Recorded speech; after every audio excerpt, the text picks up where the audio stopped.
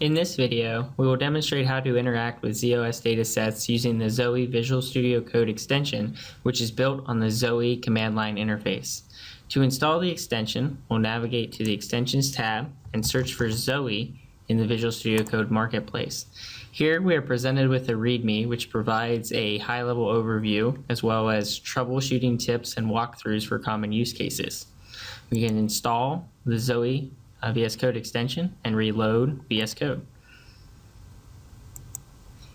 Navigating back to the Explorer tab, we'll see that a tree has been added titled Datasets. Underneath this tree, we see two folders, Favorites and Zowe. I had mentioned that the Zowe VSCode extension is built on the Zowe CLI. Therefore, you will need the Zowe CLI installed and configured prior to using the VSCode extension. The Zowe CLI makes use of profiles to target specific ZOS systems. Zowe, in this case, is my default profile. I can add my other profiles as well, such as Zowe-Alt. I can remove profiles that I have previously added and remove this profile. I can search for ZOS datasets by entering a pattern. I could enter multiple patterns if I would like, but I'm just going to stick with this one for now. And I can see various datasets on the mainframe. I can easily edit members of a PDS.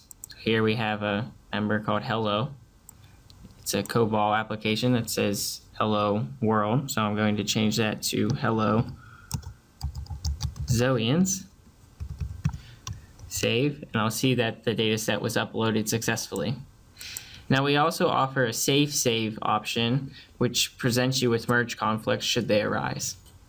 I can also create datasets using the extension, and it gives me a list of 5 templates to create the dataset from. Each one of these templates and the associated DCB information can be edited, and I would encourage you to review the README to understand how. I can select Dataset Classic, which by default is suitable for storing a PDS containing JCL or high-level assembler, and we'll name the dataset example. From the editor, now I can also add members, so example 1, and it'll automatically open that member, so I can start adding content. If I save that off, I'll see that uploaded successfully again. And I can also easily delete members from PDSs and delete entire PDSs.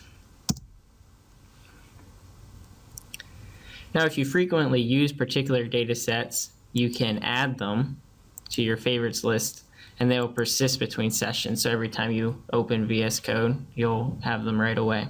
Hopefully this demonstration helped you get started with the Zowe VS Code extension. Thank you for watching.